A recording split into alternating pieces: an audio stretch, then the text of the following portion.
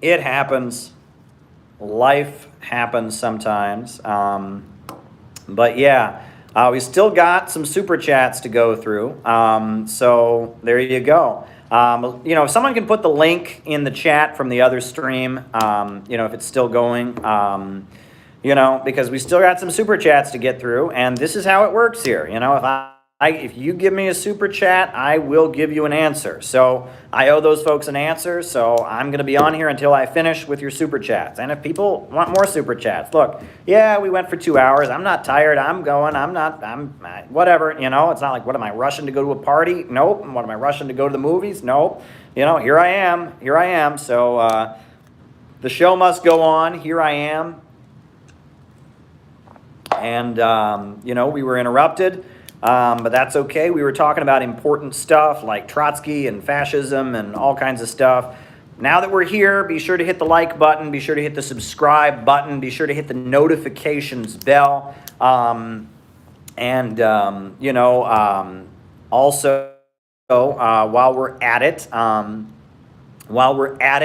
if you can post this on Facebook and Twitter, especially now that we're in our second part here. This is part 2.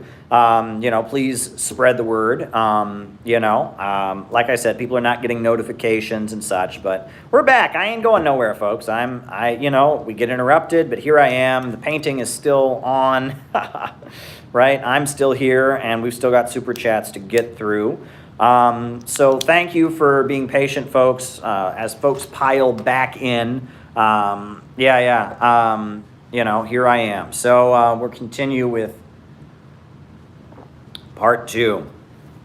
Alrighty. So the next question is, doesn't the United States see Japan and South Korea as competitors? To some degree or other. However, American capital is pretty well tied in with Japanese and South Korean capital. The USA still has military forces in Japan. In Okinawa and elsewhere. And, in South Korea, they have the military very extensively there. And that South Korea and Japan, they're not fully seen as competitors because they are not really strong enough to fully compete with the United States. There are times, though, that you'll notice the United States, will be pretty hostile. The United States, a lot of people thought that in the final years of Park Chung-hee's leadership of South Korea, it seemed like the United States was becoming more and more hostile to him. And there have been similar moves in Japan. So there you go. All right. And by the way, if people have more super chat questions, like I said, I am always happy to answer your questions. So, we got interrupted there. We've been going for 2 hours. But that's okay. Here we are. Harold Sullivan says, can't stop the mop. There you go. I see Helen Wooldy has joined us. Welcome, Helen. Glad folks can be with us. I'm going to keep going. Thoughts about Occupy Democrats, Occupy Together, MoveOn.org, hijacking the narrative of the movement and still getting away with it today. We're talking American history there, right? Occupy was 10 years ago. That's okay. OWS hijacked. We'll talk about that. Very good question. All right. There we go. There you go. All righty. Now, the next super chat question was about Cuba's economic reforms. And Cuba has been very open about the fact that they are transitioning to be more like Vietnam and more like China. They've been saying that. They've been making noise about that. Gramsci. Very good. Gramsci. We can definitely talk about Gramsci. They've been making noise about that for a long time. But they've been implementing the policies. Cuba has a lot of private hotels, private restaurants. They've been moving in a more market-oriented direction because they need foreign investment. After the fall of the Soviet Union, they restructured their economy to have tourism as part of it. And that's been a very big part of what Cuba has done. Cuba is moving that way, and they do have capitalists there. So there you go. Most beautifully written communist books and essays. All right. Most beautiful communist books and essays. All righty. But yeah, we'll keep going, folks. The show must go on, as they say. So yeah, Cuba is moving in a more market socialist direction. The reforms that that they've implemented. I mean, look, Obama, and his administration, John Kerry, they went to Cuba. They established diplomatic relations, but there's been a huge effort, to try and prevent that. Trump rolled back a lot of what Obama accomplished. Furthermore, at the same time, a couple years ago, because of the sanctions and stuff, there were some shortages in Cuba of necessary supplies. They still, they've done a lot to improve their conditions. It's certainly not what it was in the 90s, and very high life expectancy, very good medical system. But because of the blockade from the United States, there's still a lot of goods they can't import, and then that Cuba needs to modernize its economy, and that now there is more of the world for them to trade with. So Cuba, they will never abandon their socialist foundations. They have a core of people that are dedicated communists, that are fully loyal to the revolution. But yeah, they're going to open up. I mean, should we promote constitutional change as a way forward? Would people respond to it? Constitutional change. That's an interesting question. Constitutional change. All right. Okay. So yeah, there you go. Would the U.S. be able to resurrect the labor aristocracy? I don't think so, because the labor aristocracy was not consciously created. When we talk about the USA creating a labor aristocracy, or a layer of well-paid workers who are loyal to empire, this wasn't something that they plotted to do. The capitalists didn't get together in a room, in a conference room like the one I'm in now. They didn't get together and go, all right, how do we prevent a revolution? I know, we'll buy off some of the workers and use them as the labor aristocracy. It wasn't like that, right? It wasn't a Hollywood movie. It just kind of happened. And the main reason that the labor aristocracy was created, you have to remember, was because of communists, because of the labor movement. Okay, and especially, probably the most blatant example of the aristocracy of labor in the United States was the construction trades. Was Germany lesser evil in World War I?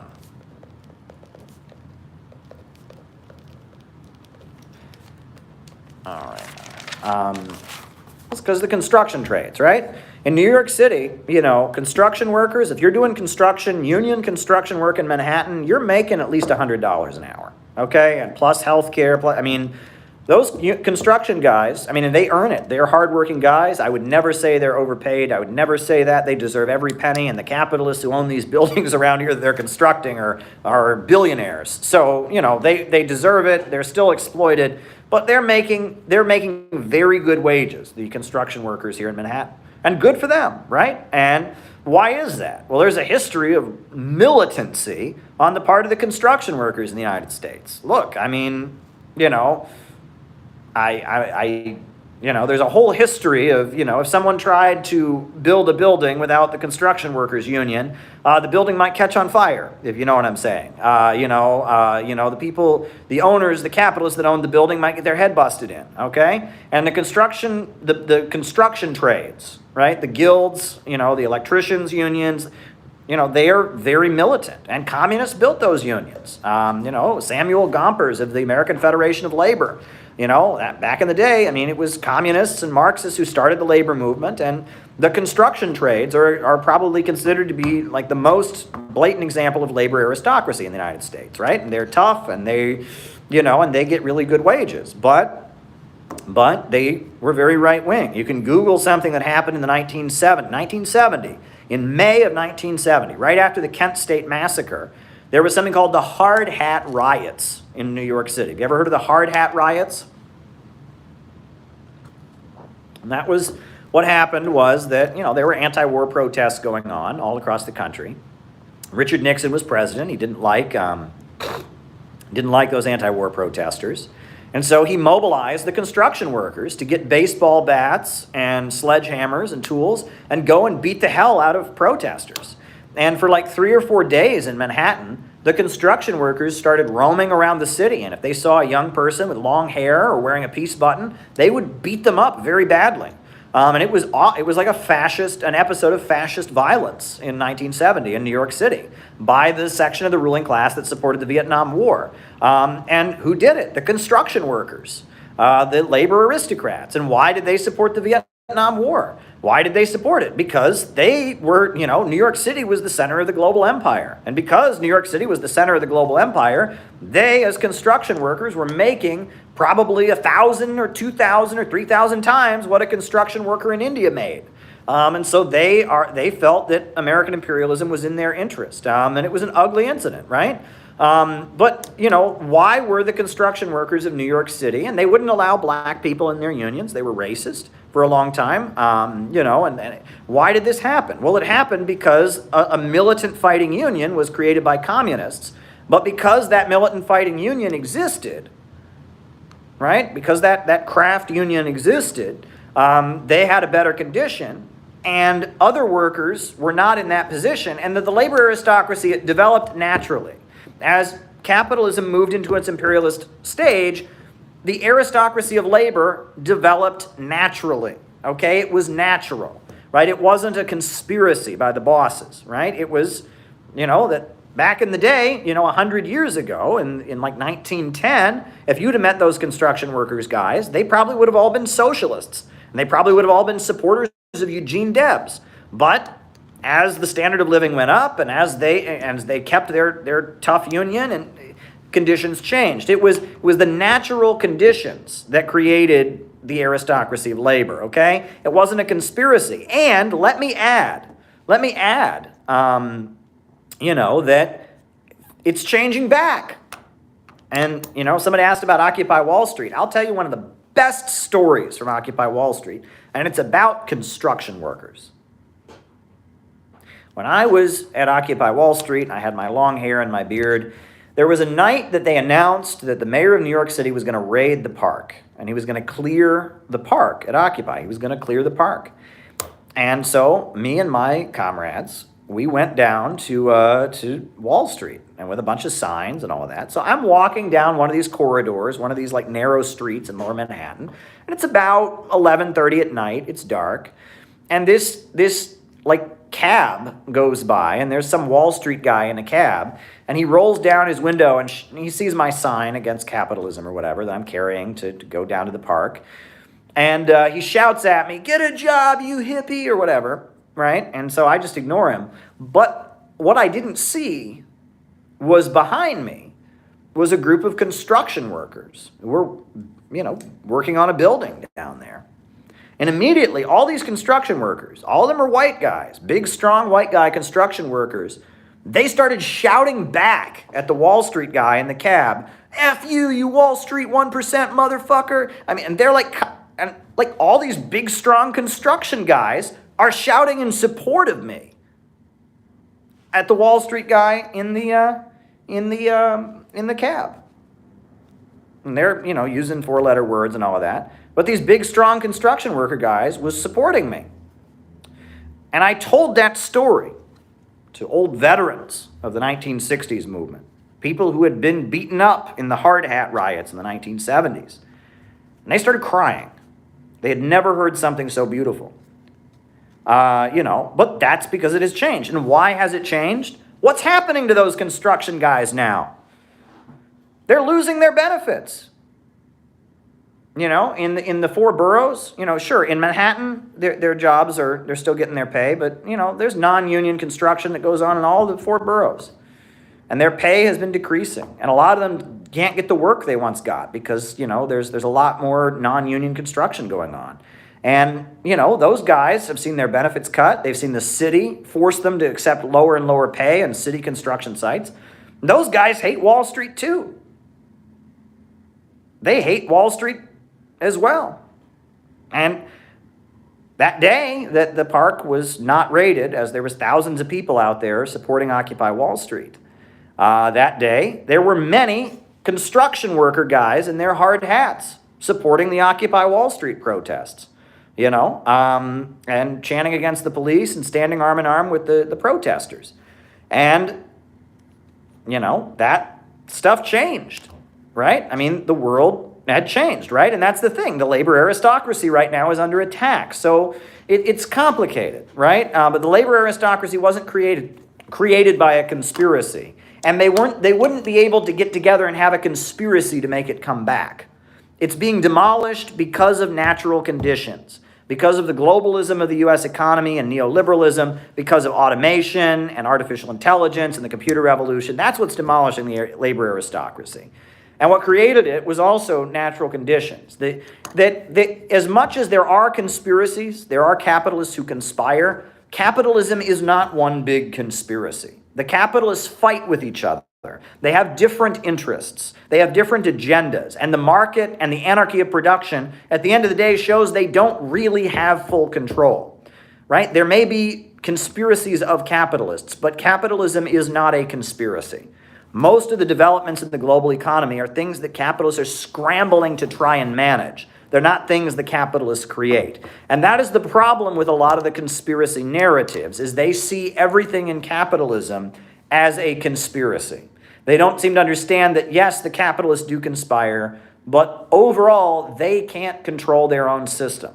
And that is the fundamental problem. Their system is naturally unstable, and it is an unstable, irrational system. If they could control it, then it wouldn't be capitalism.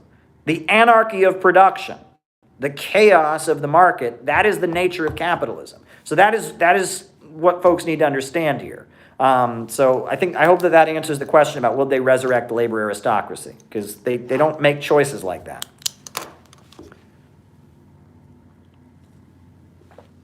Now, as far as the Vietnamese Communist Party, they're great. I watched that video from Luna. Luna's great, by the way. I love Luna. She's very amazing. She's very amazing. She does great work. You'll notice she's subject to all kinds of attacks. I posted a video by Luna Oy on my channel just about, being a communist or whatever. And she said, we Vietnamese people are more collectivist, and I kid you not, someone wrote below there that Luna Oy is a national socialist and a Nazbol because she said that. I'm thinking, this is a young woman who's not white, and she's talking about her country and taking pride in her people. And that shows how despicable the synthetic left is. But Luna's amazing. She explains Marxism. She explains the socialist market economy. Check out Luna Oy. 100% Caleb Maupin endorsement. I don't agree with everything she says. She doesn't agree with everything I've ever said or done. But, I think she's great. So there you go. And her videos on the Vietnamese Communist Party and all of that, she's great. And the work that she's doing is tremendous. Now, I was asked about the Communist Party as the advanced detachment of the working class. Well, that's Lenin, right? Lenin developed his theory of the party of new type, right? The idea was that instead of having a mass political party, a party that anyone can join if they fill out the right forms, right? As long as you agree with these principles, you can join the party. That's how most socialist and communist parties worked at the time, was you agree with these principles, you joined. Instead, they formed a party of new type, and that's a party of professional revolutionaries who give the whole of their lives. And that party is governed by democratic centralism, meaning that there's broad discussion, debate, and a democratic process, but once a decision is reached, every member is obligated to carry it out, whether they agree with it or not.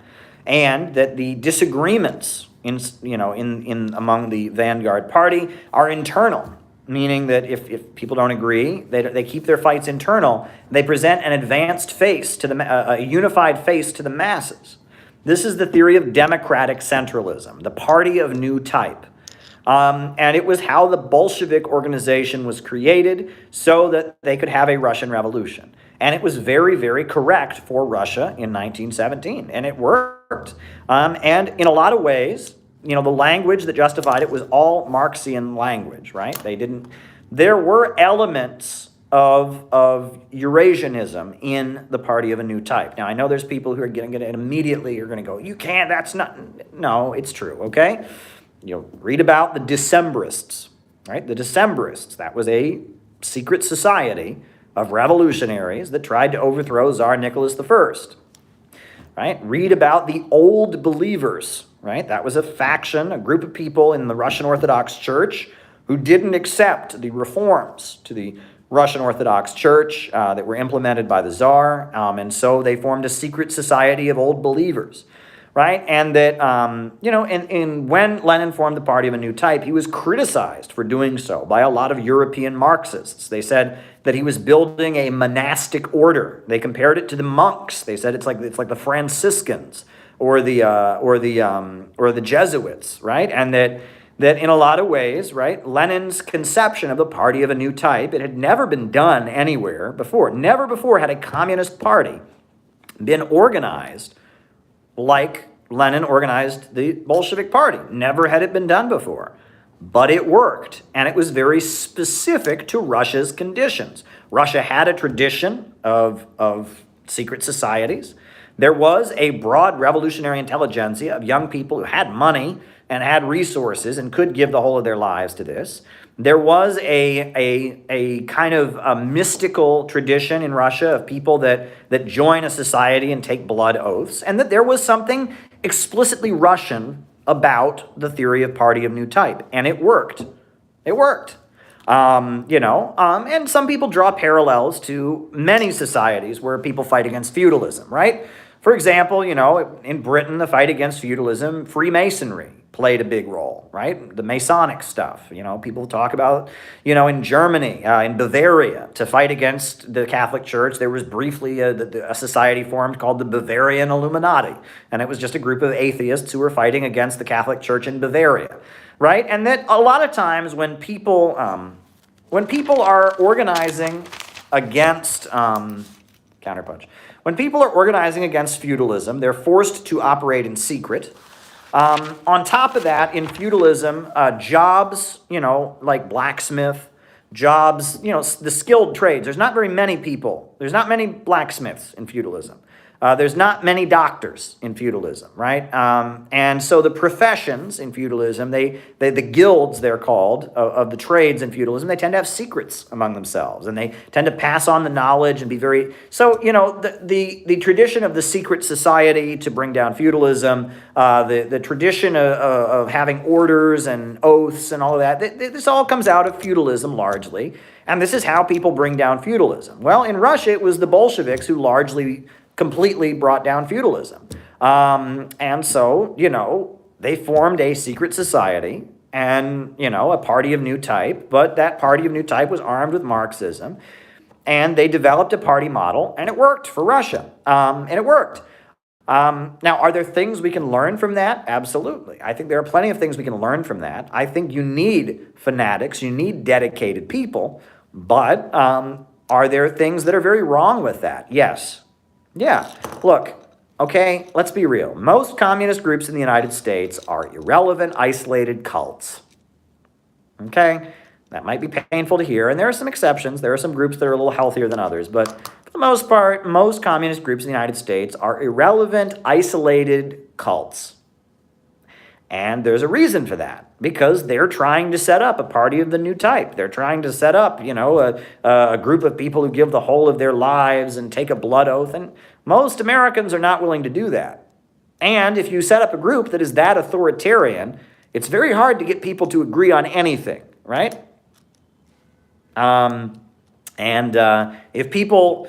if you set up a group where you have to 100% carry out every decision, and if you disagree, you can't even say it in public, and people disagree, they're going to form another group, and then they're going to form another group. And applying Leninist democratic centralism in the United States, thank you, Andre, has largely been a recipe for complete and utter failure for American communist groups. I'm just being blatantly honest when I tell you that, okay? Communist groups in the United States carrying out democratic centralism has been a nightmare. The Communist Party in the 1930s, they did it okay, but even they had some big problems, okay? I've told you the stories. Nelson Puri's autobiography, he tells the story, well, in his autobiography, Nelson Puri talks about how, they had a meeting and they had a resolution to honor Tito. And he raised his hand and said, "I don't agree with Tito." And the room fell silent. And they took him aside and they said, "We don't think the party is right for you, Nelson Peary. I mean, we like, every resolution at this Communist Party meeting was unanimous. They all voted yes together, right?" And then the next morning, the headline in the Daily Worker was "Stalin denounces Tito." And so suddenly they apologized. Oh, he was right all along. And then they all flipped. And then it was unanimous to denounce Tito. Right? And that even the Communist Party of the 1930s did amazing work. It was an amazing organization. It was far, far better than anything we have today on the left. But even they had kind of this cultishness about them, okay? That, this was a group of people that, that had been through the 1930s and were very, very loyal to the Soviet Union. And, there was kind of a cultishness that developed in the Communist Party USA. And many, many people have written about that. There were a lot of black members of the Communist Party USA who felt like they were constantly being told to focus on the class struggle, and they weren't allowed to emphasize the struggle of black people enough. Richard Wright and Langston Hughes eventually quit the Communist Party and got angry about it. And part of the reason Huey Newton developed his theory of intercommunalism was because he felt like the black community in the United States had had negative experiences with the Communist Party because of the fact that the Communist Party was dominated by white people, and that yes, the Communist Party had the most advanced position and was anti-racist, but because it was dominated by white people, black people in the Communist Party felt like they weren't really being given the autonomy to organize their own community. That's why Huey Newton formed the Black Panthers, an explicitly black communist party, so that wouldn't happen again. And he developed his theory of intercommunalism, the idea that first there would be a black organization, and then a gay organization, and then a Chicano organization. Eventually they'd merge into one party. That's why they did this. So there are problems with democratic centralism. Every country has its own road to revolution. Right? This is, again, the Communist Manifesto. These measures are different in every country. It's right there. And that, what is to be done, and, party of new type, advanced detachment of the working class, it worked in Russia in 1917. And there is plenty we can learn from it. But my position on all of this stuff, Bolshevism, Maoism, Trotskyism, Stalinism, Hoxhaism, Bolivarianism, Baathism, anarchism, we should study all of it and blindly follow none of it. We should study all of it, but blindly follow none of it. And be constantly working to figure out what would work in this country. Because when socialism comes here, it'll be because of innovation. Mao didn't just copy what the Bolsheviks did. Mao figured out the peasantry were going to be revolutionary. He figured out a strategy of waging rural people's war. He developed this block of 4 classes that would come to power. He organized the Communist Party in kind of a weird religious way where they were building communes in the middle of the woods. If Mao had been in Russia and advocated the policies, he wouldn't have been a Bolshevik. Mao would have been a Narodnik. He would have been an anarchist. And before Mao became a communist, he was a follower of Peter Kropotkin. And why did Mao follow Peter Kropotkin? Because Peter Kropotkin was a Russian who didn't believe in organizing factory workers, but believed in organizing the peasantry. Well, Mao joined the Communist Party. He carried out the Communist Party line of organizing the factory workers. But then, in 1927, there was a revolt in Hunan province, and Mao went and he saw that, and he wrote this beautiful essay, Report on an Investigation into the Peasant Uprising in Hunan. And in that essay, he said, look, the revolution in China is going to come from the peasantry.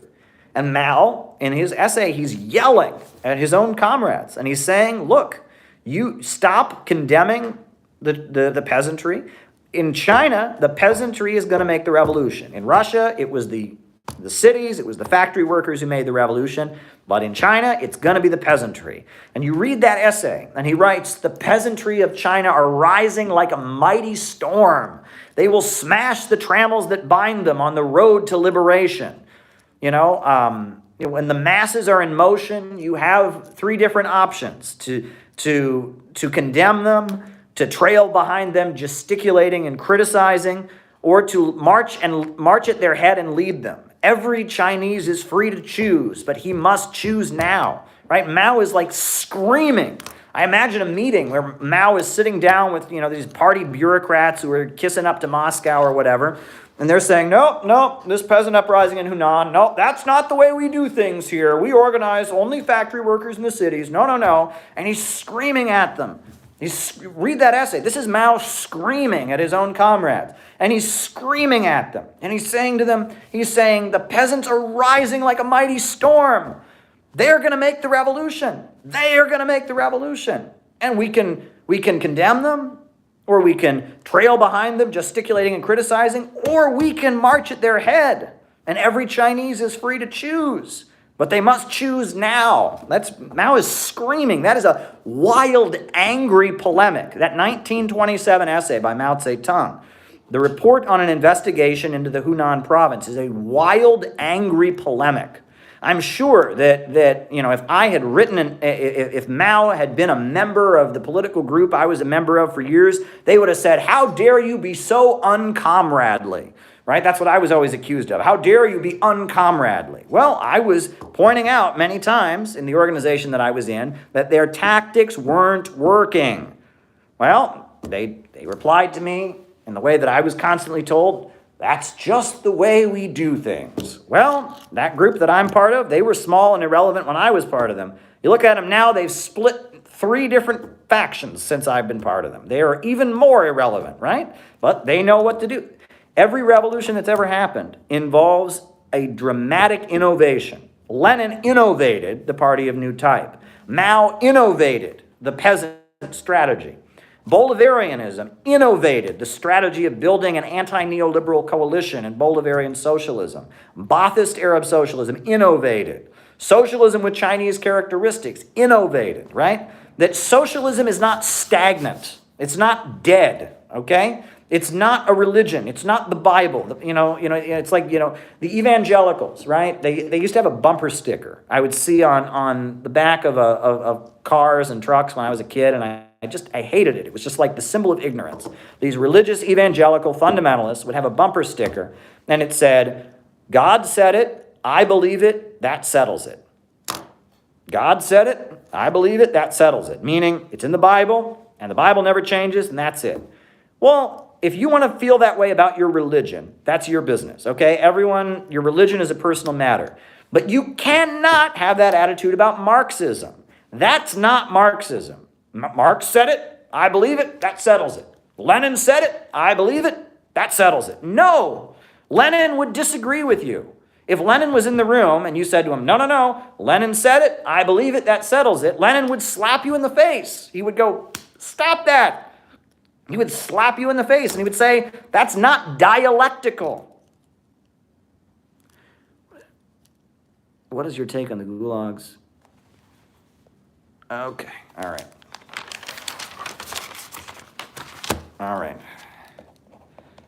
Gulags.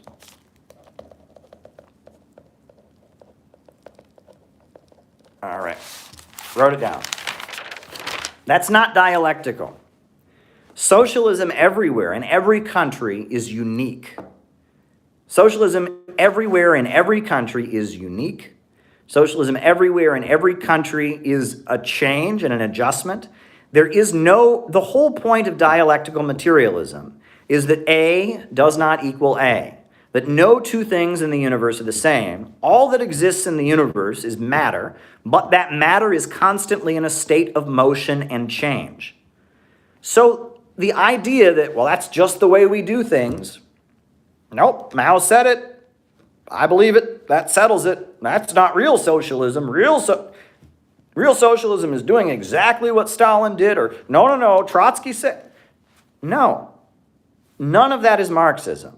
Marxism is not religion. Marxism is scientific. And science involves experiments and hypotheses being tested in reality. Science is not a religion. Science involves a process of trial and error. In science, old beliefs are constantly challenged. Marxism is scientific. That's really what it gets down to. So we should learn what we can from Lenin's theory of the party of a new type. And if there's things we can learn from it, okay. If there's things that are completely wrong about it, okay, right? That is ultimately, that is the thing. And so we should study all of it, but blindly follow none of it. That is my position.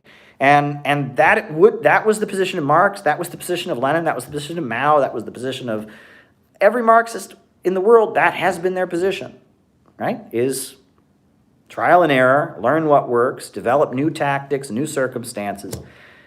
If this is just your LARPy online persona, right? If this is just you want to look cool, you want to feel good about yourself, you want to like dress up and play communist, by all means, keep doing it that way, right? If you want to play pretend and, be a kid, that's fine. But politics in the real world is not like that. And if we're ever going to get out of the mess that we're in this country, we need to figure out a socialism that will work in this country. Okay, a few more super chats. And I'll keep going, right? I'm not in a rush to get anywhere. All righty. Henry Wallace. Henry Wallace was the vice president. He was the head of the Department of Agriculture under Roosevelt. And he's the guy who invented food stamps, actually. Henry Wallace is the father of the food stamp program. He realized there were a lot of farmers who couldn't sell their produce, and there were a lot of Americans who didn't have food. So he invented food stamps. And food stamps was a way that low-income people could buy produce from the farmers. Is the response to COVID blind obedience and scientism?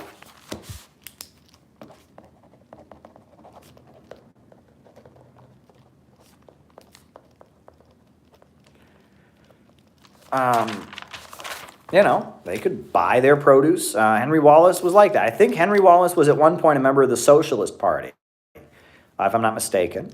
He very much admired the Soviet Union. And Roosevelt picked him to be his vice president for his third term. Roosevelt's, first term, second term, third term, he had Henry Wallace as his vice president. At the Democratic National Committee or Convention, they removed him from the ticket, and he was replaced with Harry Truman. And Harry Truman from Missouri, Harry Truman had been a member of the Ku Klux Klan for a while. He'd briefly been a Ku Klux Klan member. Harry Truman had actually taken the position that the USA should support whichever side was losing World War II. If Hitler was winning, the USA should support the Soviet Union. If the Soviet Union was winning, they should support Hitler to weaken both the Soviet Union and Hitler so the United States could rule the world. He actually said that on the floor of Congress. I mean, it's despicable. Harry Truman is a despicable person.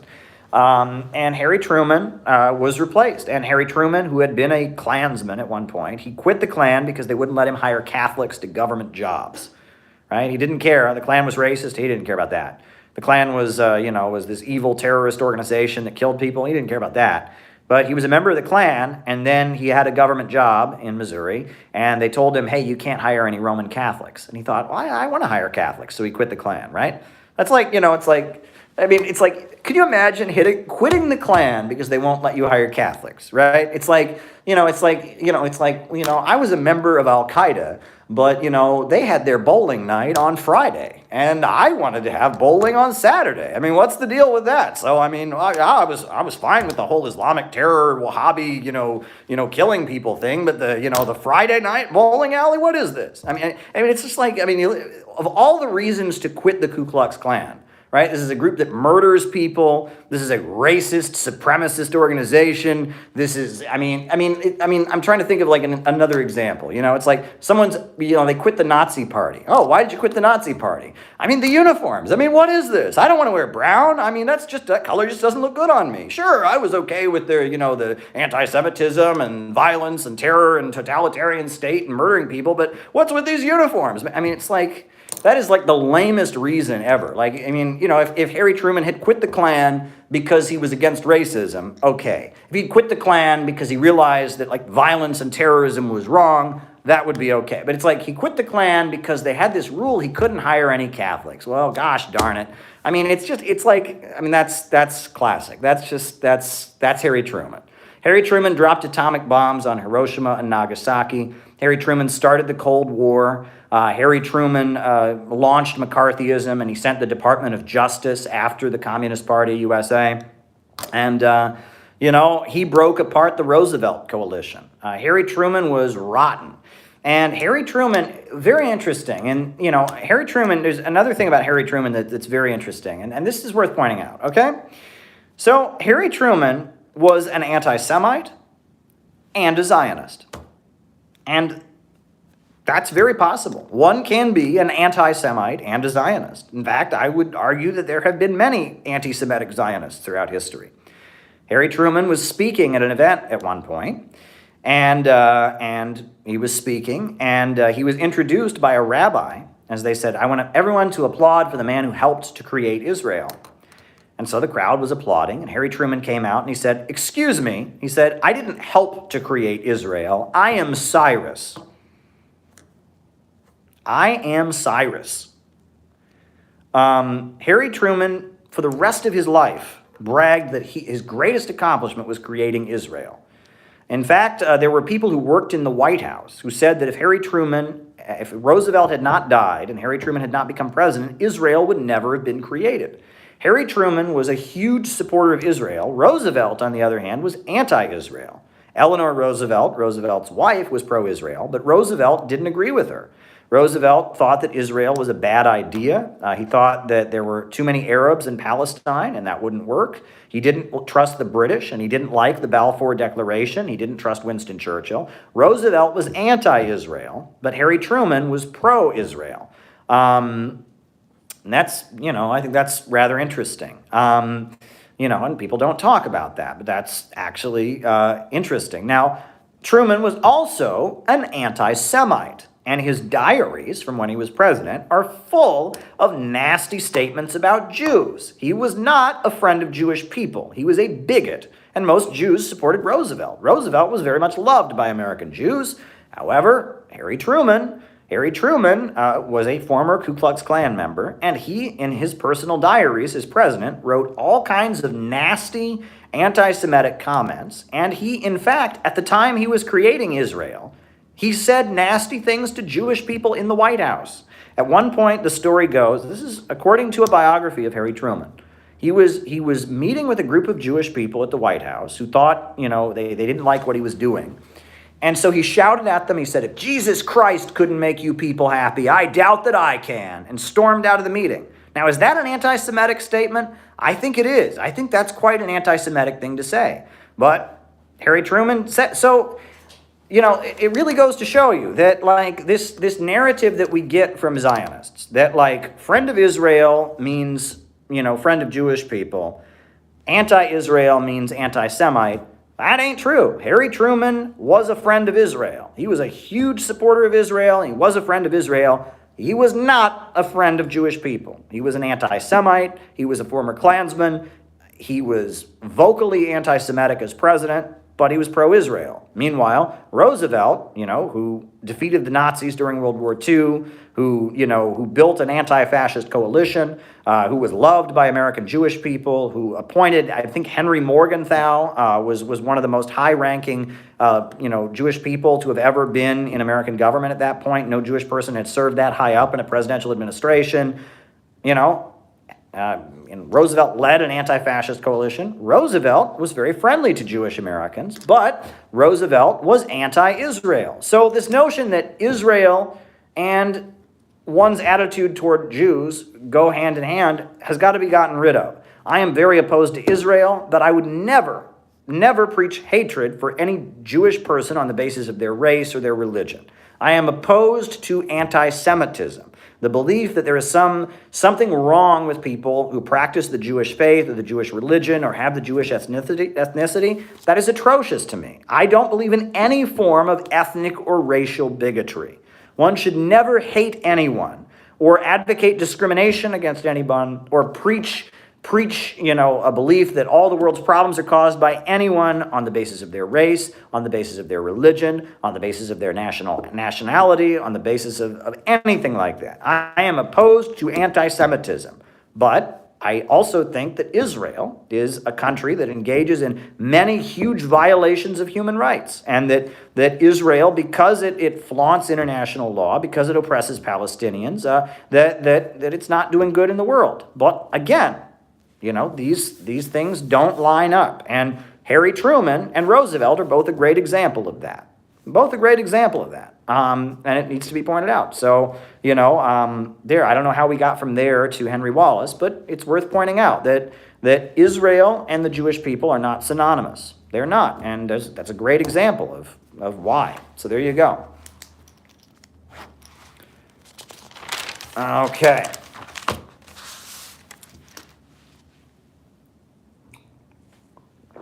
What is my opinion of short videos? Well, look, my position is, if you want to cut a video from one of these lives, do it.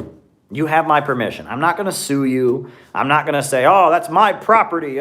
No, I'm not going to. If you like a 1 or 2 minute segment or a 10-minute segment or a 40-minute segment of what I've said, rip it from YouTube and put it on your YouTube channel. Put my name in the description so I can find it. And there's a very good chance I'll post it on my channel also.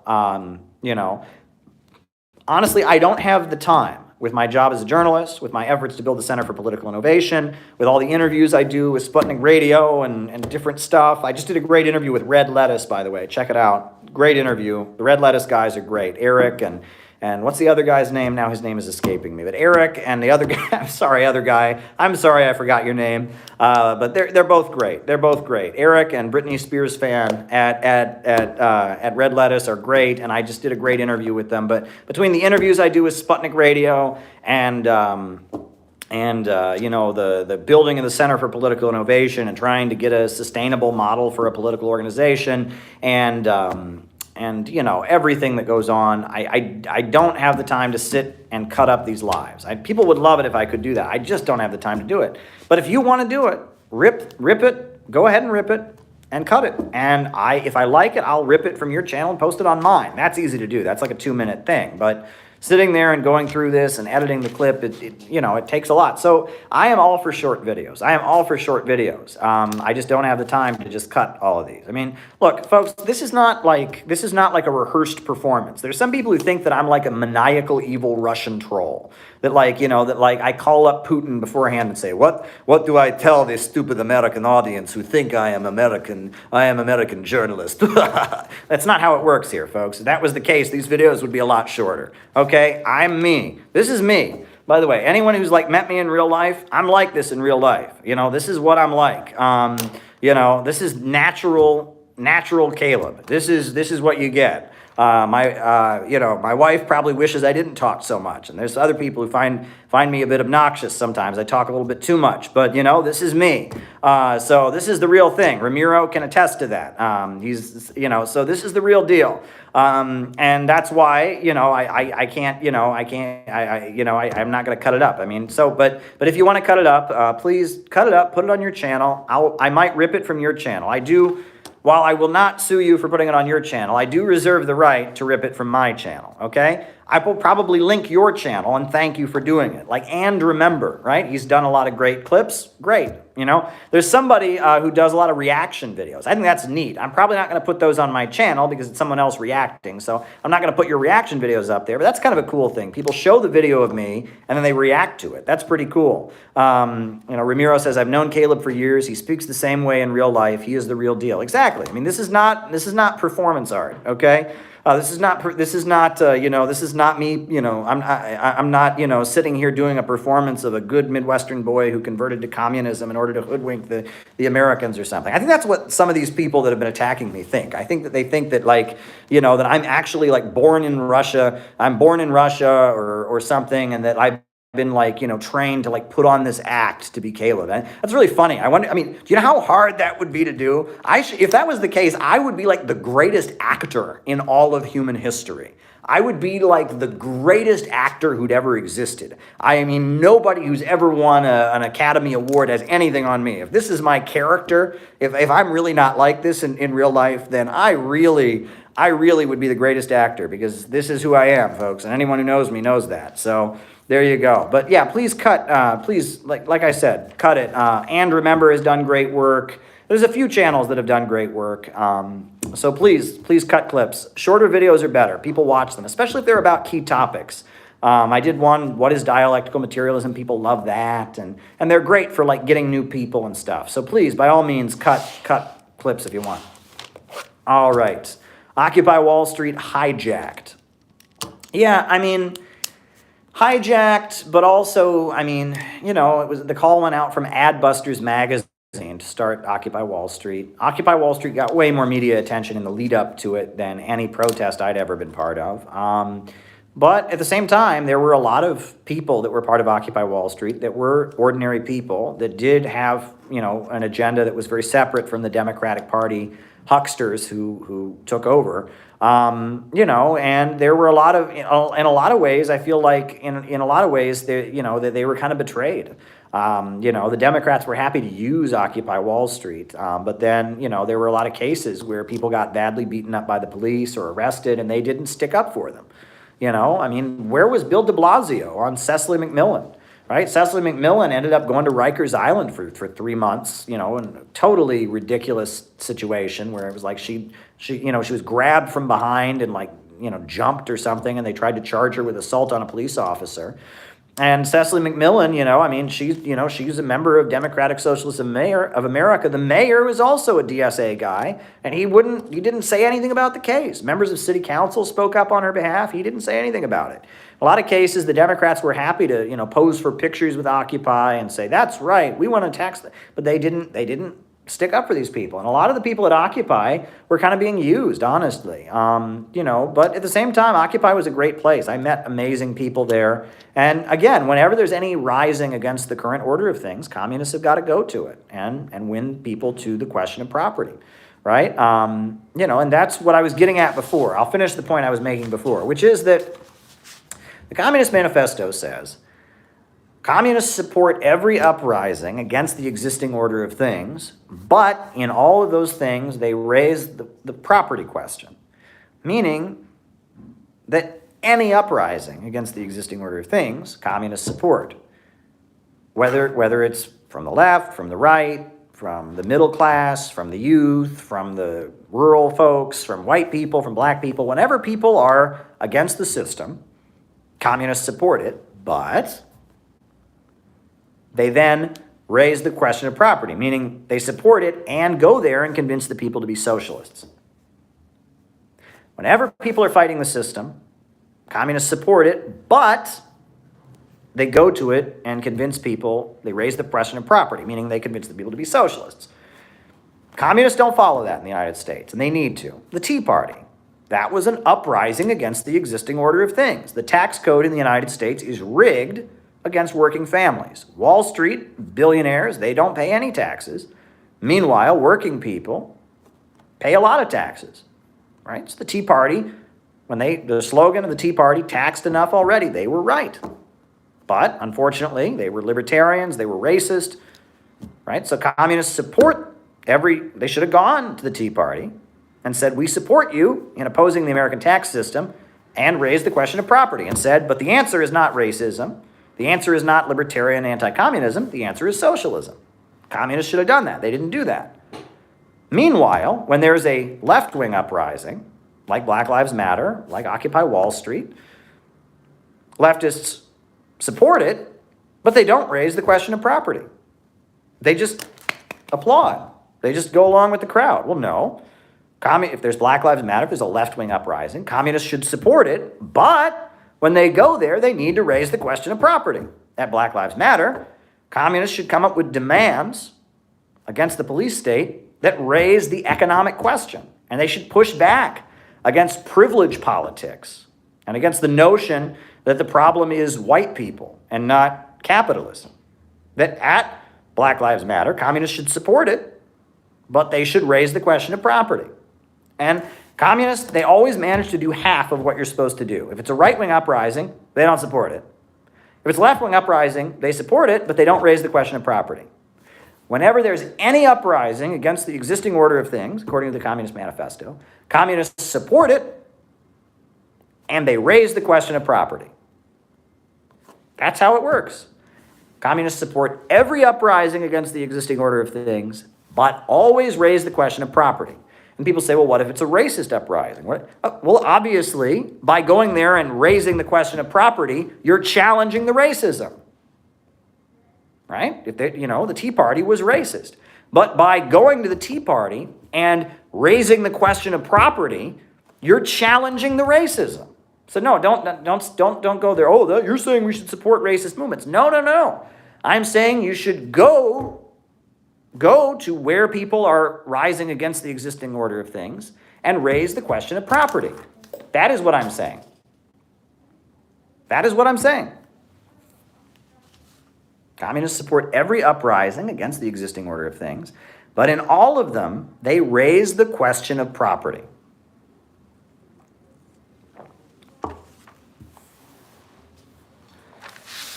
What a day, folks. What a day.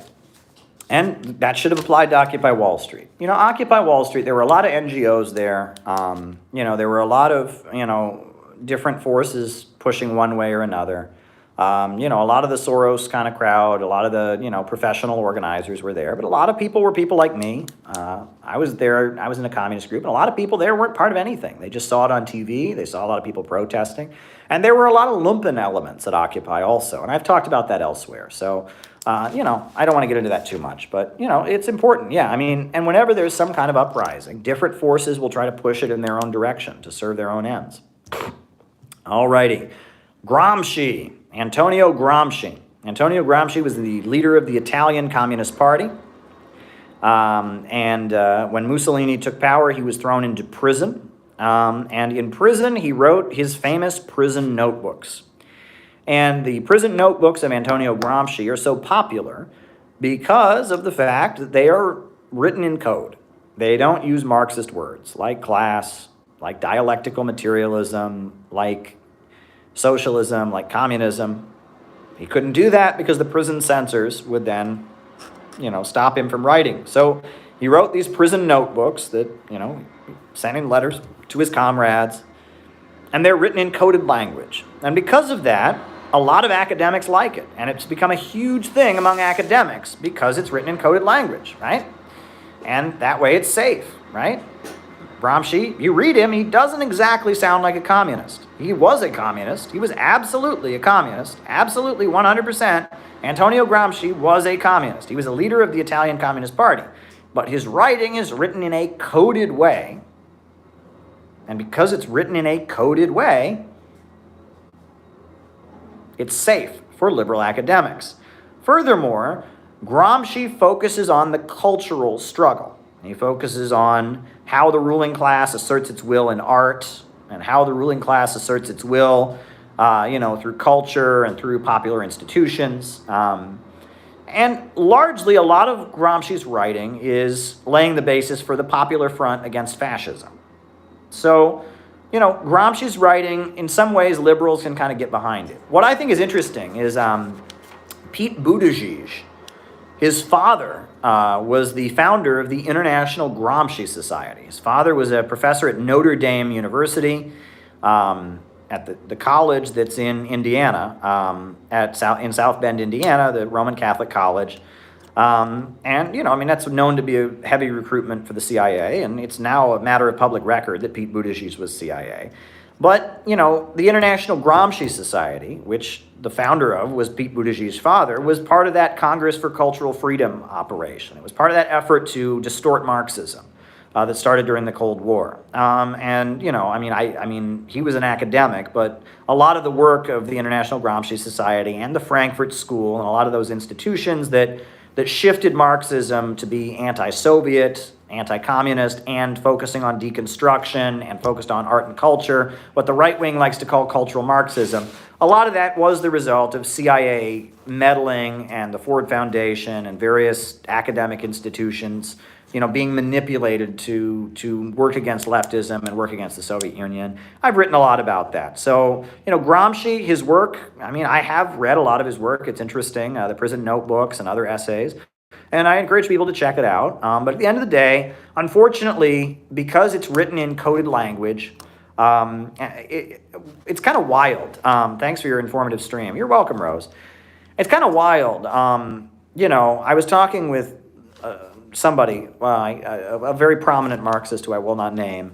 And I remember one thing, this guy's a professor, and I remember one thing that he said was that, he loves to talk to sociology professors, philosophy professors, because anywhere you go in college, you will, no matter what your field, you're going to find Gramsci. Gramsci is going to be quoted to you in sociology, anthropology, any of the humanities, you're going to hear about Gramsci. And one of the things is that most of the people who quote Gramsci have no idea he was a communist. That man was a tanky. He was in the Stalinist Italian Communist Party, the Soviet-aligned party. He was a tanky. But a lot of liberal academics quote him having no idea. And when you tell them that, they refuse to believe you. That can't possibly be true, because he's good. Because he's quoted, he's a good guy, so clearly he couldn't be a tanky. There's a lot of that arrogance. When Vosh says all tankies are Nazis, he's talking about the Black Panthers. They were tankies. He's talking about W.E.B. Du Bois. He's talking about Albert Einstein. A lot of the greatest thinkers that are respected by bourgeois academia were admirers of the Soviet Union. So it's a little bit obnoxious. A little bit obnoxious, I would say, the way that these things are discussed. Alrighty. Most beautiful communist books and essays I've ever read. One of my favorite communist books is by Moishe Olgin. It's called Why Communism? Plain Talk on Vital Questions. It's one of my favorites. Very beautifully written. There's a very beautiful novel that was written. It was called Looking Backward, and it's a novel, a science fiction novel written by a Marxist that takes place in a guy in 1887. He falls asleep and he wakes up, and the United States is like a socialist country. It's a utopian socialist novel, but kind of Marxian influenced. What else? I love anything written by William Z. Foster. William Z. Foster is an amazing writer.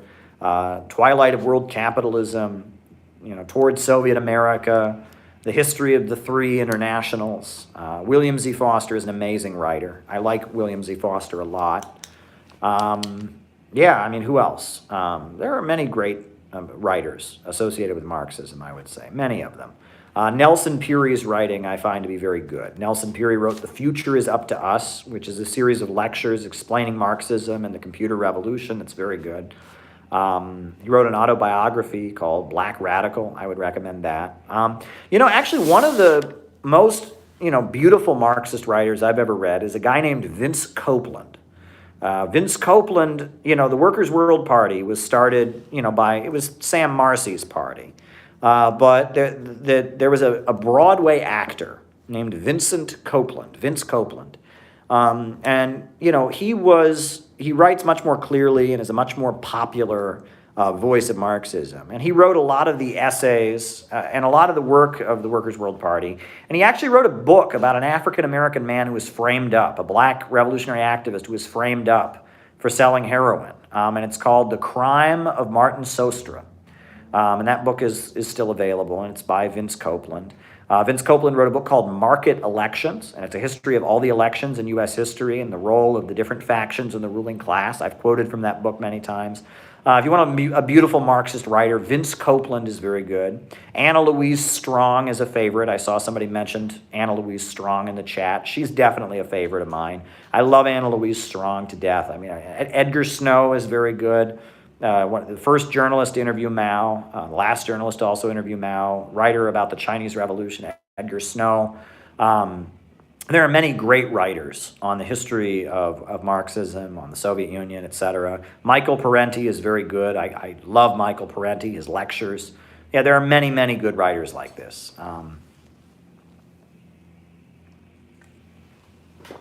Agnes Smedley, she's great.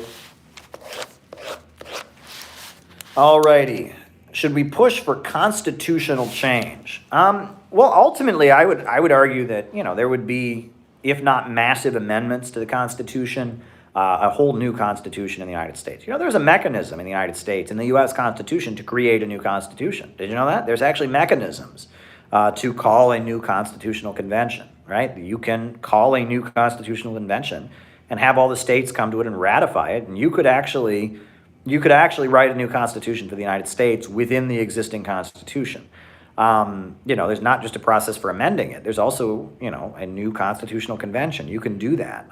It is allowed. different countries have different mechanisms, right? There's countries that have, like a parliamentary system. Here in the United States, we have our three branches of government. It's very hard to amend the U.S. Constitution. You have to get 2/3 of the states to ratify the constitutional amendment. And that's very difficult to do. And it's done on a state basis. It's not done at the federal level. In some countries, the government can just change the Constitution, or you have a national referendum. Not in the United States. You need 2/3 of the state legislatures to change the Constitution. So, it's interesting to think about. There have been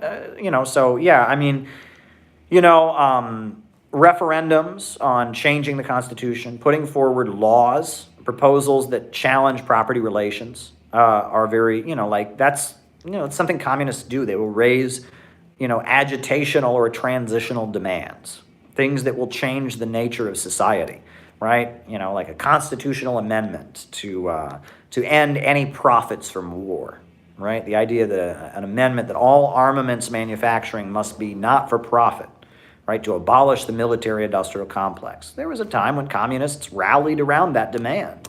And that would be a great demand, right? And the ruling class would obviously oppose that, but how could you be against it? That demand isn't full socialism, but you're dismantling a very big part of the U.S. economy, the military-industrial complex. No profits from war being a demand. That would be pretty neat. There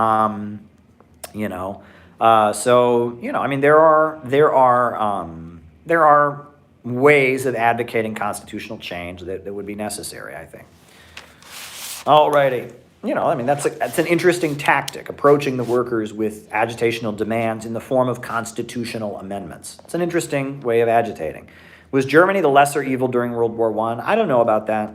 It was an inter-imperialist rivalry. Two empires fighting over the world. Obviously, the British and the Americans had the upper hand. They were the dominant empires.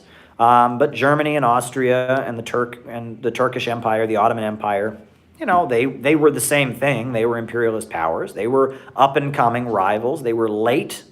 Germany didn't become a full nation until like the 1860s. And so they were very late at the game of imperialism. Whereas the British and the Americans and the French, they ran the world. And, there was a fight it was an inter-imperialist rivalry. World War I was very much, there was no lesser evil. Right? Now, it's true that the Germans did give money and weapons or not weapons, but money. I think it was just money. We really don't know. And this is the interesting thing. To some degree or other, German intelligence helped Lenin and the Bolsheviks. We don't know how much. We don't. And there's no written record of this, right? But they helped Lenin and the Bolsheviks somewhat. We don't know, right? Russia was aligned with the Americans and the British against the Germans. And Lenin was in exile, and a man named Parvus, and Parvus was a social democrat in Germany. He was a high-ranking German social democrat who was also a German intelligence officer and was Trotsky's mentor. Very interesting. Parvus was his name, and he and Trotsky had been like friends for a long time. And Parvus, who supported World War I, supported World War I. He was a sellout social democrat, and he was in the German parliament, I believe. He was a high-ranking German social democrat. Parvus was sent to secretly meet with Lenin, and Parvus basically offered Lenin a large amount of money and support if he would go back to Russia after the February Revolution, right? The Tsar was toppled. Russia was in kind of a state of upheaval. Lenin was in exile, and Parvus, who was a Marxist, somebody that Lenin had probably met before, right? He was a well-known Marxist, as was Lenin. But Parvus was a social democrat. He'd supported World War I. He was a German politician, Marxist, who was also tied with the German Secret Service, the German intelligence. He met with Lenin, and in exile, they made some kind of arrangement. We don't know what that arrangement was. But it's been admitted that to some degree or other, some money was given to Lenin, and that they arranged Lenin's safe passage back to Russia. World War I, they're having a big war all across Europe. So, like free travel, it's a little bit difficult when you're having a war where millions of people are dying. But somehow German intelligence arranged for Lenin to return to Russia. And they gave him something. I don't know what they gave him. Now, there are people who make a huge deal out of that and will say that the Russian Revolution was all a German conspiracy. That's absolutely ridiculous, right? If the Bolsheviks didn't have a huge organization and network of supporters, they didn't have thousands of people organizing for them, they didn't have all kinds of, labor unions and associate, and when the Bolsheviks were asked about this, they would joke about it. They made it into a joke. They made it into a big joke because it's like, if all it takes to have a revolution is a little bit of fundraising, and that's the kind of joke, because it's ridiculous. It is ridiculous. Like, the Germans gave some covert help to the Bolsheviks. That's a fact, okay? We don't know how much it was, and it probably wasn't decisive, right? The Russian Revolution was not won because of German money. It wasn't won because of a German conspiracy. It may have been a factor, right? It may have been a factor, right? The Germans wanted Russia to end World War I. The Bolsheviks were known as the anti-war party. So, to some degree or other, the Germans helped Lenin get back to Russia, and they gave him some support. Was it a lot? Was it a little? We don't know.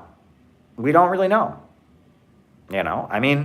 Look, Japan helped Father Gapon at one point. Father Gapon was was not a Bolshevik. He was a priest in Russia, who was leading demonstrations against the Tsar. And it's been proven that the Japanese Secret Service funded some of his protests, right? And the world of intelligence is a murky world, right, where there's all kinds of weird things that go on. And, at the end of the day, look, the amount of people that the American intelligence has supported over the years, the amount of people that have gotten some covert support from somebody over the years is a million miles long, right? Look, Malcolm X and the Nation of Islam, they got support from Japan during World War II. Did you know that? That it's been proven that they probably didn't even know it. The Nation of Islam probably had no idea, but Japan was covertly supporting, to some degree or other, the Nation of Islam and Elijah Muhammad, because they didn't believe black people should fight in World War II, because they thought that Japanese people were not the enemies of American black people. Now, does that mean that Malcolm X is a dirty, rotten agent? No. Does that mean that the Nation of Islam it's all a big conspiracy? No. It means that one imperialist country, Japan, thought it was in their interest to give a little bit of support to a movement of black people in the United States. That's it. Fidel Castro at one point got CIA support, right? Advice for college students. Okay. At one point when it looked like Fidel Castro was winning, the CIA gave support to Fidel Castro. Now, does that mean the Cuban Revolution is all a big conspiracy like Alex Jones says? No. Right? Mao was given support to fight Japan during World War II. Does that mean that Mao is a big, agent of the Rockefeller? No. The world is full of all kinds of different forces. All kinds of different alliances happen for all kinds of very different reasons. Right after the Bolsheviks came to power, there was a huge revolutionary uprising in Germany. So you can absolutely bet that Parvus and the Social Democratic Party of Germany and the German intelligence officers who had funded Lenin went, oh shit, why did we do that? Because in Germany there was a huge uprising, and it was Parvus and the Social Democrats that put it down, along with Karl Kautsky and Ebhardt. And so the world of intelligence is a very murky one. You have no idea what's going on. And honestly, you don't want to know, right? I'm just a guy. I do education work, I talk on here. I have no idea, right? We're all supposed to be paranoid about bots and trolls and all of this. Come on now, right? Look, that is a world that, those of us that are on the internet talking about Marxism, we want nothing to do with the intelligence world. We're just on here talking, and it's a murky world, and and people ask questions now, right? I mean, about is it possible that that some of these people that attack me are being covertly supported by the CIA? Is it possible? I mean, never say never, right? But we don't know that, so you don't want to level that accusation because you don't know it, Then I've had people accuse me of being CIA, right? Oh, he's on there talking pro-China, but it's conspiracy by the CIA to make socialists look bad by supporting China. I really doubt that. I really, really doubt that that's happening, but you never know, right? I mean, look, right? Let that world, that weird world of intelligence, whatever. There's a lot of things that go on in this world that we don't know about. And the less we know about it, the better. But all I can say is that everything I do is 100% legal. Because I know that because of the places I've traveled and things like that, I'm watched like a hawk. So because of that, I assume I'm being watched, and based on that, I try to live a pretty transparent life, because I assume that because of what I do and where I've been and groups I've associated with and such, I assume I'm being watched at all times. And based on that, I live accordingly. I don't even drink alcohol. I don't use drugs. There's a lot of things, there's a lot of nefarious activities that a lot of average Americans will engage in, but I assume that it's not safe for me to engage in that kind of thing. And honestly, if you're a revolutionary, right, if you're somebody who preaches Marxism, you should take on that responsibility. Marxists shouldn't be getting. If you're going to be going around promoting Marxism, you shouldn't be getting drunk. You're going to be going around promoting Marxism, you shouldn't be smoking weed all the time. You're going to be going around promoting Marxism, you shouldn't be, there's all kinds of things people do. I don't want to name them. But there's a lot of things that average Americans do that are borderline. And if you were to do those things as someone who goes around preaching Marxism, it could make you very vulnerable. And it's something to think about, right? Something to think about. All right. Anyway. All righty. Counterpunch. Great website. I mean, I don't agree with everything on there, they publish a lot of stuff I agree with. I've been quoted on there before. Well, there's stuff on there I don't agree with, and that's that. All right.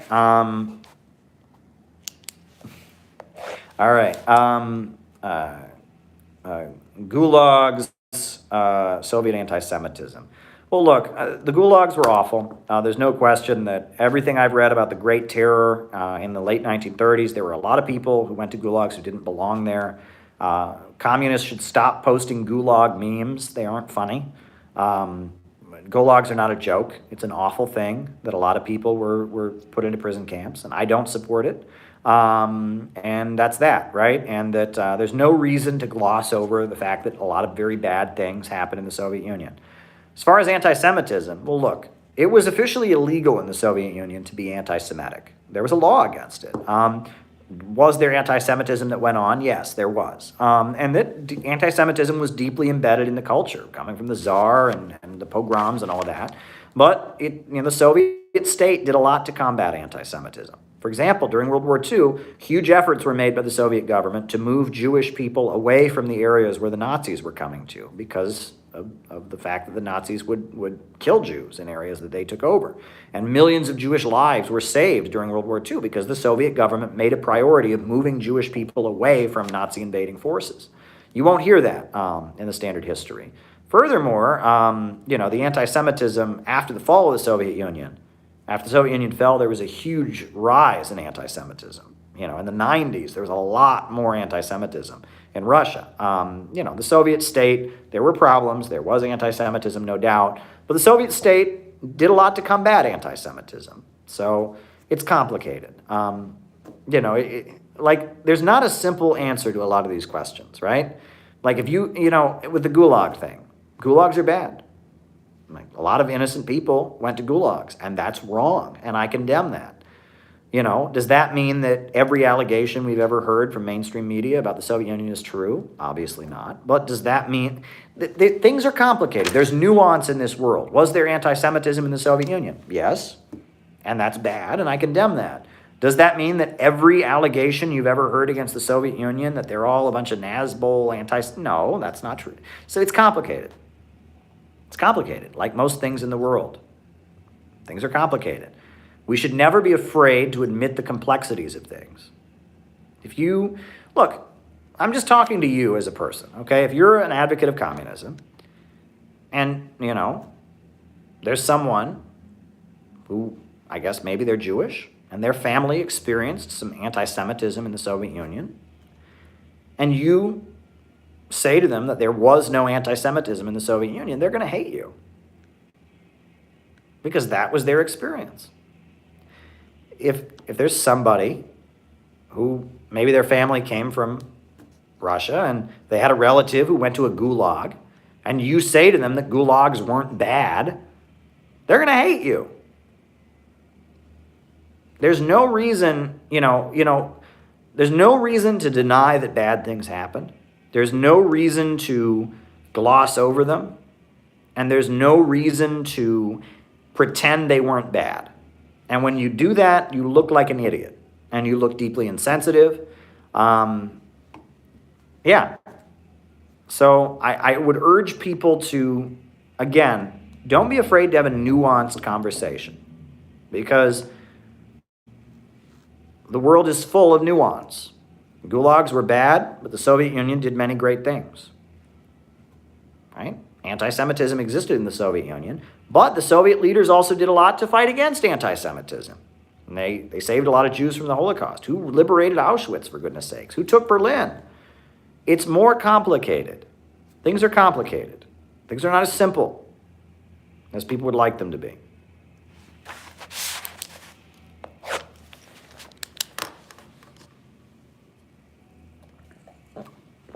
This is a marathon tonight, but that's okay. That's okay. Blind obedience and scientism. Look, COVID is real. COVID is not a hoax, not fake, not made up, not a secret, conspiracy from the Illuminati or something. No, COVID is real. Are there governments that are using this crisis? Are there capitalists that are manipulating this crisis for their own ends? Of course. No capitalist will ever let a good crisis go to waste. That's all that needs to be said about that. I'm frustrated with the state of affairs. China, they really locked down. And now they're opened up again. United States, we never really locked down. And so we're not able to really open up. We don't have enough central planning here to really lock down. And so now it's been a year and we can't really open up. The anarchy of production, the chaos of the market. China, they really locked down and they really opened up.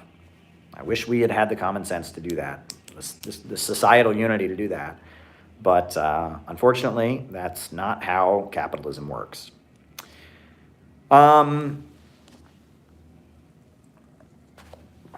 Advice to college students. I don't know.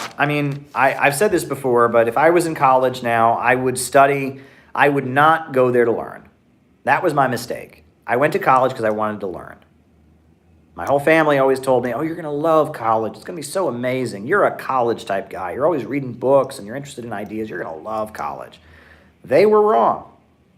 I did not like college. I was miserable in college. Honestly, if I could go back and do it again, I might not go. I learned a lot in college, not in the classroom.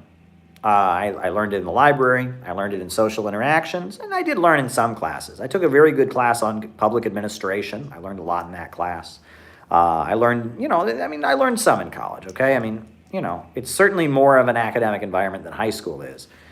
But in a lot of ways, I found the college environment to be very infantile. I was under the impression that one went to college to grow up. You're an adult. But in a lot of ways, I felt like college was it was almost like a prolonged childhood or something. It wasn't teaching you to be an adult. It was kind of trying to keep you like a child, which I thought was very weird. A lot of getting to know you activities, a lot of silliness, right?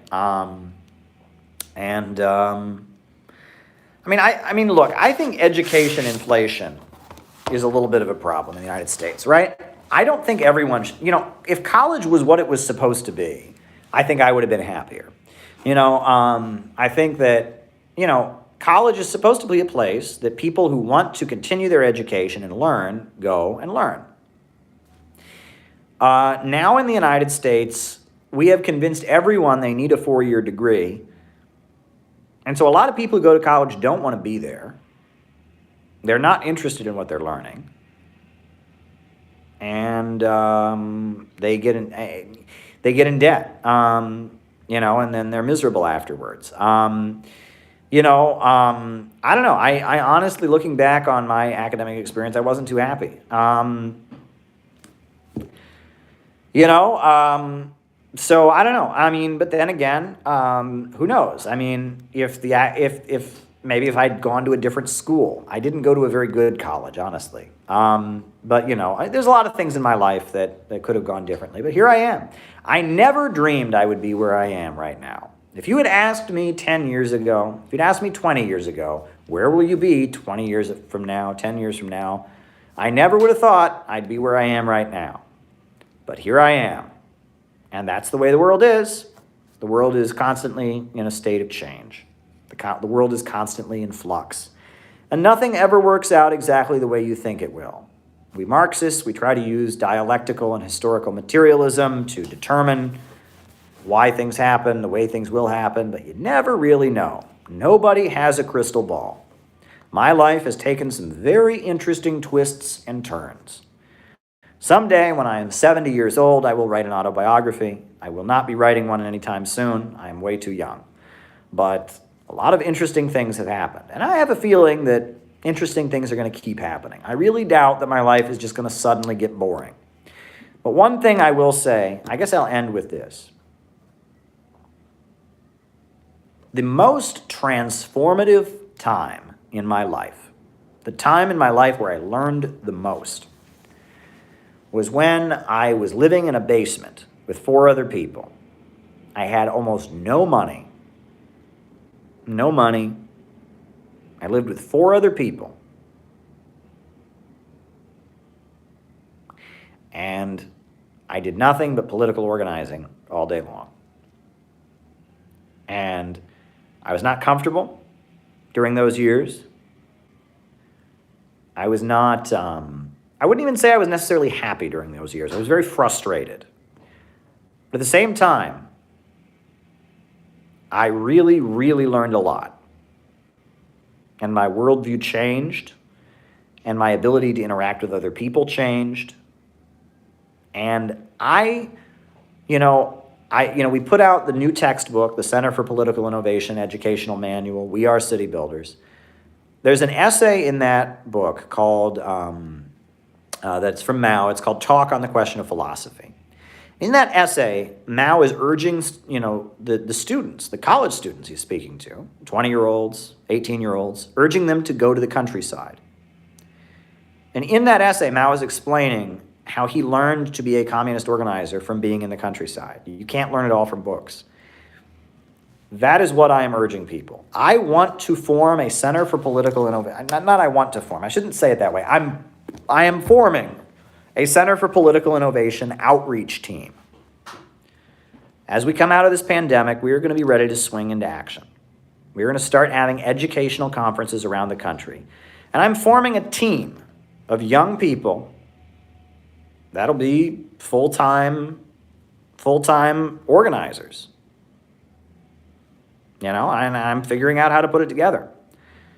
And if you want to be one of those people, anyone's welcome to join the Center for Political Innovation. We haven't opened the membership yet, but when we do, anyone can fill out a form on the website and join.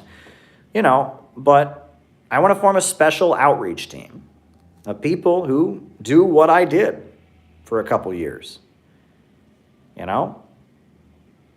Young people who live together and go out and do outreach constantly and spend their days organizing. Because those were the years in my life where I learned the most. I wasn't the happiest years necessarily, but they were the years where I learned the most. You learn by doing. You learn by engaging with the people. That's what is wrong with Marxism. Marxists on the internet, they're divorced from correct practical experience. They're divorced from being with the masses. But when I was living with those 4 other people, and every day I was out there selling communist papers, every day I was organizing rallies and demonstrations, I learned a lot, and I learned it fast. I learned it to engage with people. And I studied at the same time I was organizing. And that experience is invaluable. And I would like to form an outreach team of young people who will do what I did and spend their time, facilitate the ability for them to spend their time doing outreach.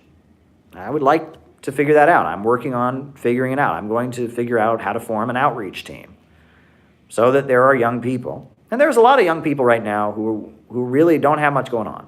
I was one of those people. I was out of college. I worked at a gas station here, worked at a gas station there, sold my blood plasma to get some extra bucks. I couldn't find anything in Cleveland. There's a lot of young people right now who don't have much going on. Well, I want to give them the opportunity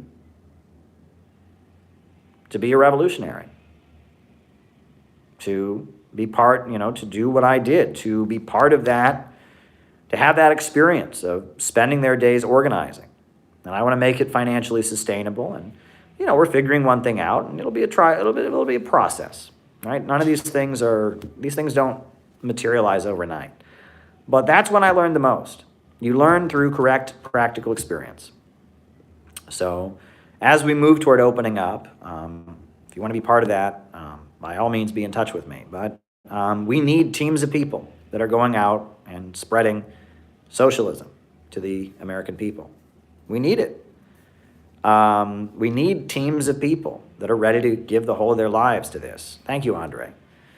Not everyone can do that, and that's fine. There's a role for everyone. But I would like to form an outreach team, a mobile outreach team. And, if you're interested in that, if that strikes you as something you'd be willing to do, by all means, reach out to me. It's obviously nothing's opened up, and things aren't going to be fully opened up for a long time. And the first thing we're going to need to do is have a national meetup with our core of people that are dedicated to CPI and get on the same page and develop an organizational plan. But my goal is to, as we approach opening up, have a plan to swing into action to build an outreach team. So I'm processing this right now. You make plans, but sometimes in life, the mistake that I've made is that I rush into things. Before I get everything in order, I rush into things. And of course, they don't work out. But this pandemic has given me, and it's given, great people. And the CPI organizers, the people that are on our calls are amazing, by the way. Everyone who's on those calls are amazing. The people that are dedicated to this project. It's given us time to slow down and say, what are we doing here? What are we doing here? Why are we doing it? Let's make some real plans. And my hope is that coming out of this pandemic, we can make some real plans to really get some important educational work done, because there's so much work that needs to be done. Because, again, the door only opens once. So, folks, it has been a marathon tonight. Glad you're staying with us. It's been fun. A new upsurge in the struggle against U.S. imperialism is now emerging throughout the world. Ever since World War II, U.S. imperialism and its followers have been continuously launching wars of aggression. But the people of various countries have been continuously waging revolutionary wars to defeat their aggression. While the danger of a new world war still exists and the people of all countries must get prepared, revolution is the main trend in the world today. While the danger of a new world war still exists, and the people of all countries must get prepared, revolution is the main trend in the world today. Good night.